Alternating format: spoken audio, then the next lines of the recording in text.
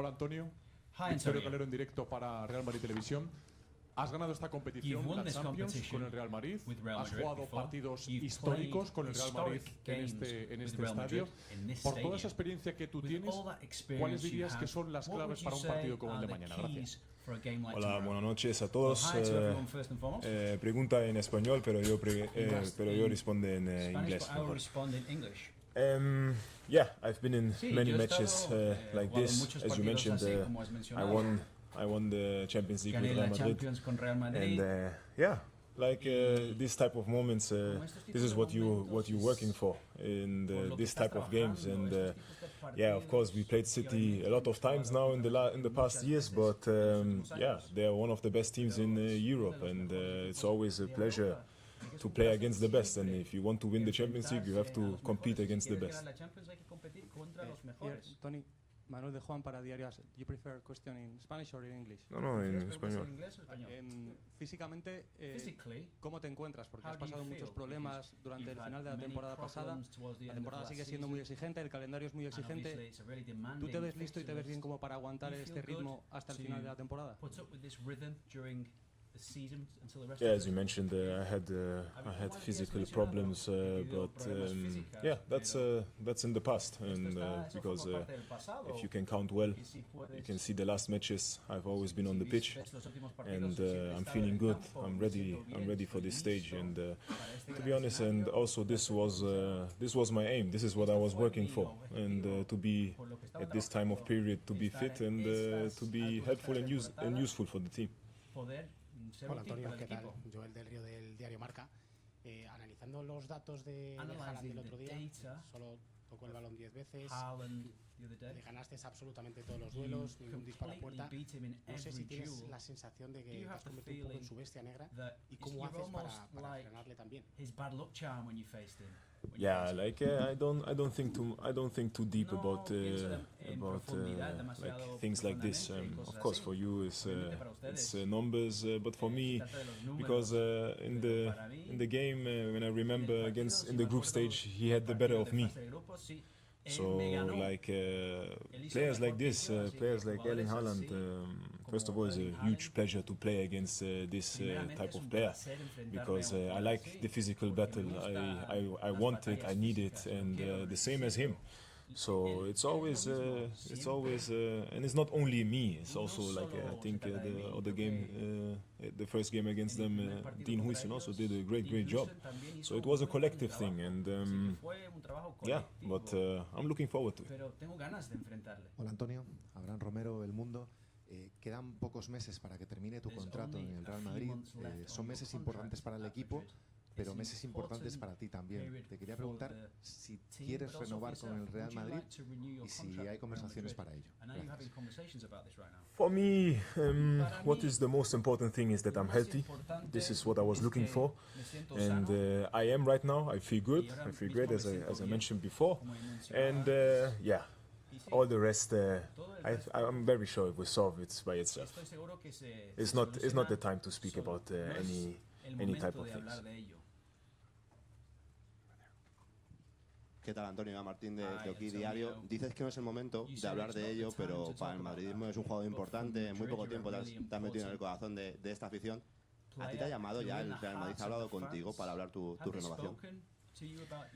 No, like yeah. At the end of the day, I feel great here. I feel great. I feel the love. I feel the respect of the people, and I really appreciate it. And but as I said, like.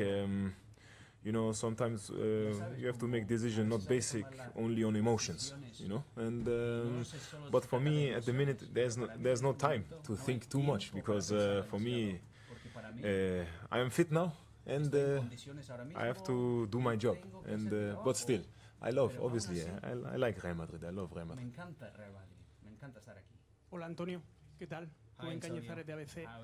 Hace un par de semanas en el Madrid-Getafe hubo una acción de juego en la primera mitad en la que, bueno, hubo una falta tuya hacia Diego Rico, seguro que la recuerdas, en la que tu rodilla impactó en el rostro del jugador.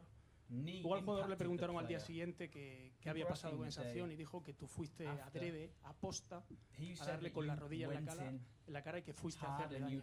Yo quería preguntarte si eso es cierto y cómo viste o cómo ves qué pasó en aquella jugada.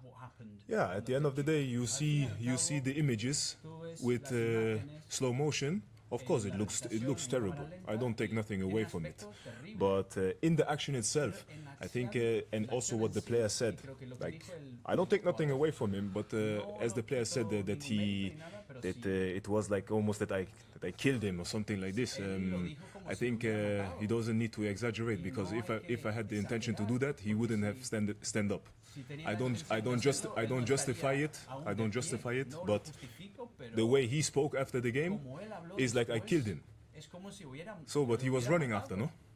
So, and sometimes pictures in the VAR, they look a bit, very horrible and everything. And yes, so, and why didn't I get sent off?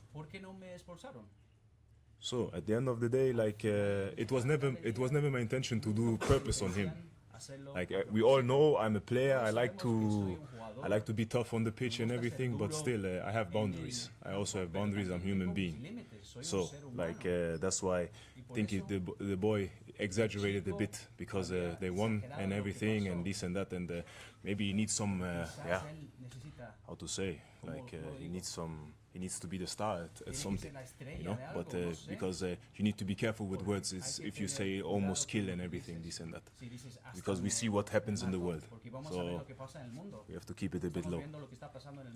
Antonio, aquí José Padilla, de defensa central. Desde que has vuelto de la lesión se ve un equipo mucho más sólido.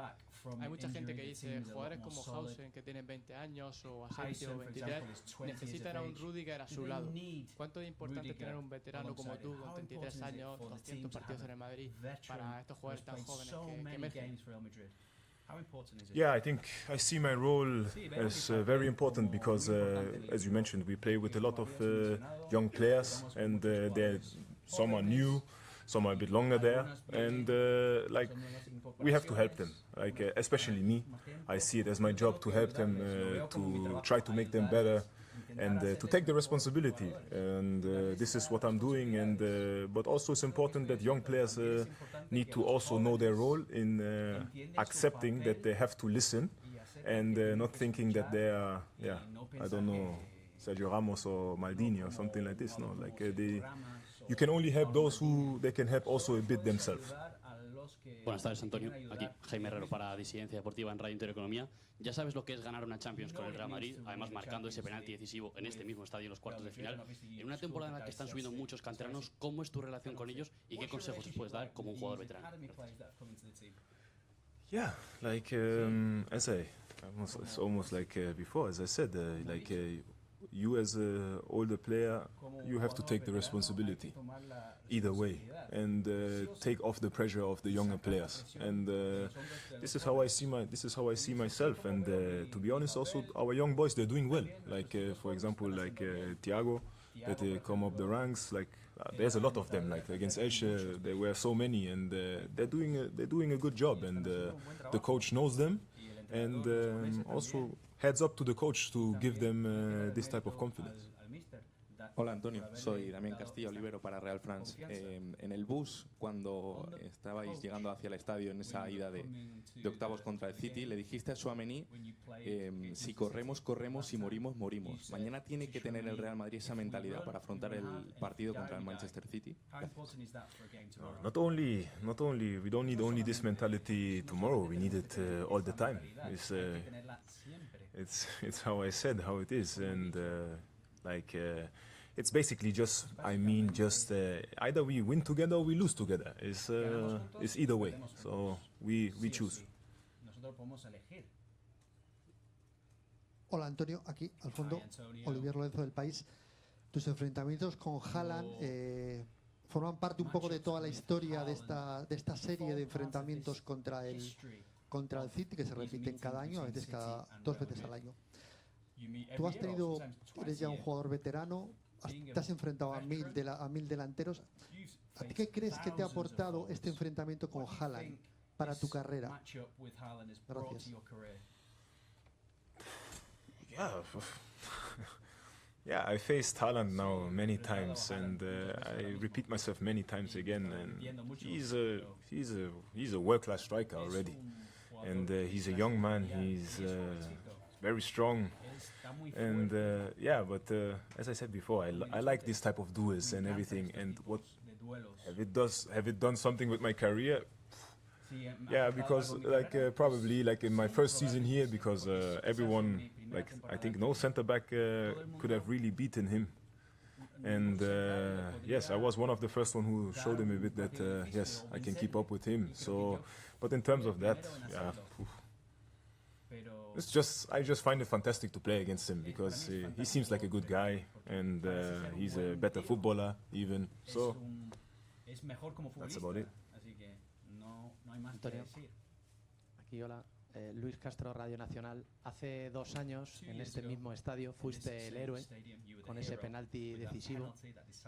¿Mañana firmarías poder volver a tirar ese penalti decisivo en la tanda si llegara ahí, en ese momento? First of all, I hope it doesn't come till then. But yeah, as I said before, for me is I'm ready to take responsibility for the good or the bad. If it comes to it, of course I can take it again, no problem. Thank you. Gracias.